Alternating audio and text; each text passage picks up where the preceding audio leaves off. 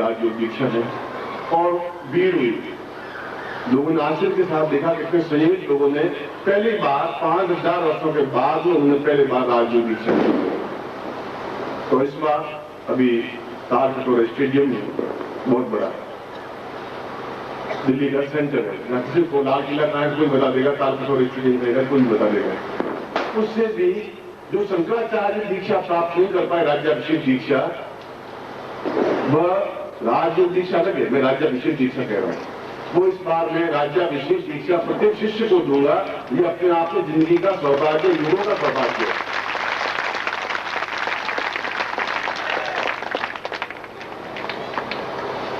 उसने शंकरवास में लिखा है कि भवतां मदेवं भाग्यहीनं सहितं सदैव अज्ञान तमाम गुतमाम नैव शिष्यम मद्भाग्यदेवं शंकरम संसरम। ये शंकर तो मद्भाग्य हो और भाग्य में नहीं है।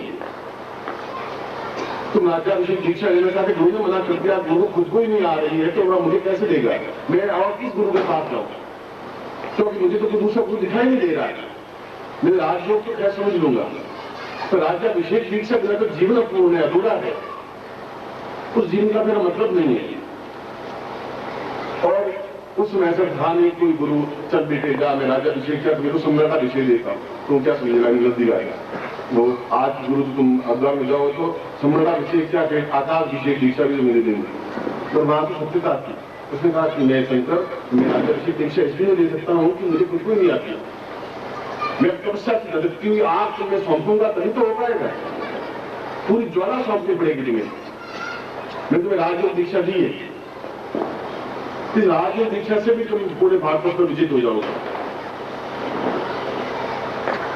और उसके बाद ही चिंतन आया था कि अगला साल अपने साथियों को राज्याभिषेक दीक्षा दूंगा, जो हकीकत में देखा जाए मंच पर बैठा हूं और पिछले 25,000 वर्षों में किसी व्यक्ति ने किसी को राज्याभिषेक दीक्षा नहीं दी होगी, दे नहीं पाया होगा। किसी ने 30 जनवरी की रात को आपको छोड़ दिया है, क्योंकि उस समय आप शराब पिए, सिगरेट पिए, नाचे, वो ठुमका लगाएं या डिस्को करें, वो आप जो कुछ करना चाहें करें, मैं आपको रोक नहीं रहा। मैं 1 तारीख को फिर आपको मैंने बुलाया है दिल्ली में, 1 तारीख की रात को राज्याभिषेक दीक्षा होगी तालकटोरा स्टेडियम में। वो लड़का अभी वो ऑर्डर ही लेके आया था, हाँ दिल्ली कहाँ है, उस राज्याभिषेक दीक्षा को भी दूंगा।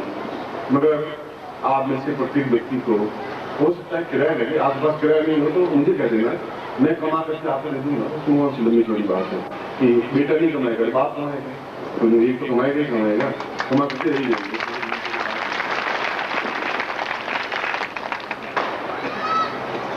मगर दीक्षा से वंचित नहीं रहे, प्रयोगों से वंचित नहीं रहे। और इतने सस्ते इतने सामान्य प्रयोगों के बारे में सारा ब्रह्मांड, अगर मैं कहूं कि आपको भारतवर्ष से परिचित है, मैं पूरी पृथ्वी से भी परिचित हूँ, तुम्हारे साथ में भारतवर्ष से परिचित हूँ, इंग्लैंड से परिचित हूँ, अमेरिका से परिचित हूँ, स्विट्जरलैंड से परिचित हूँ, यूरोप से परिचित हूँ, अमेरिका से परिचित हूँ, चीन से परिचित हूँ, रूस से परिचित हूँ, जापान से परिचित हूँ और अफ्रीका से परिचित हूँ, पाकिस्तान से परिचित हूँ, पूरी दुनिया से परिचित हूँ। दुनिया से भी ऊपर एक ब्रह्मांड है, तो ब्रह्मांड से भी परिचित हूँ।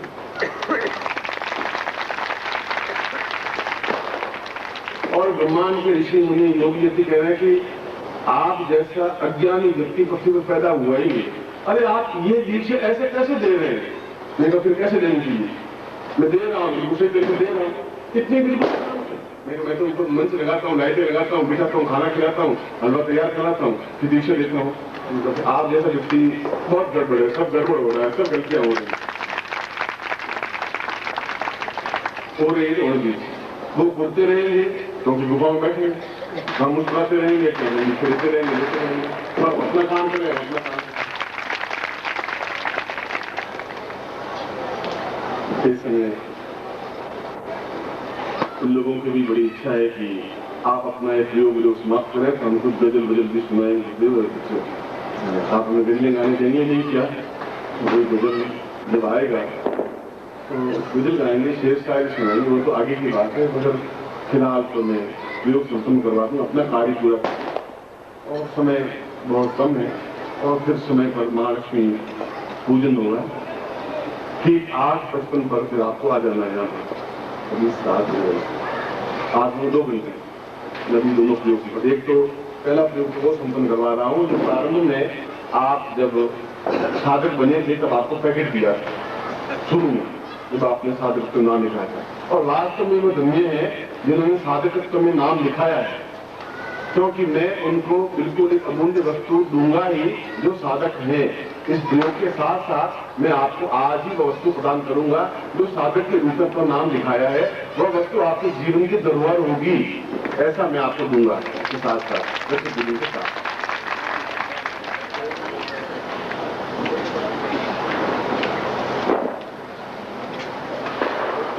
दीक्षा दे दीजिए।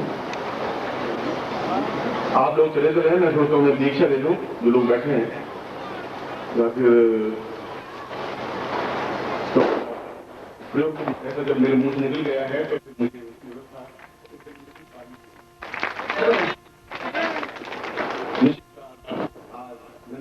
3000 वर्षों के बाद में ये समय आया है, तो निश्चित काल 8:55 से शुरू हो जाता है और करीब 2:15 बजे तक रहेगा।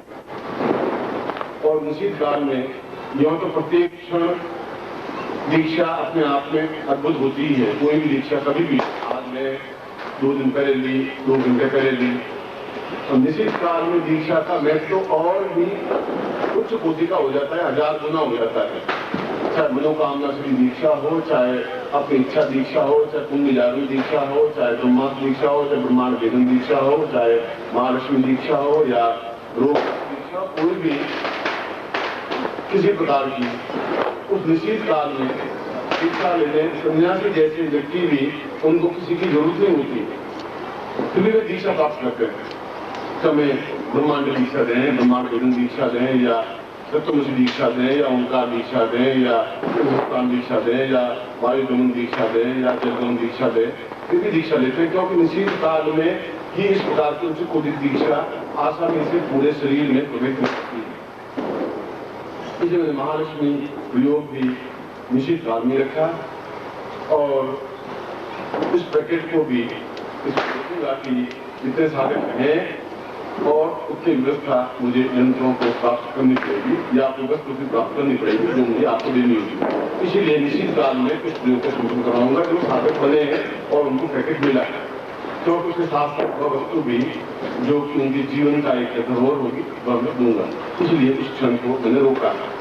दीक्षाओं का क्रम है, उसके बाद कल में दीक्षाएं शायद हूँ या नहीं कह नहीं सकता।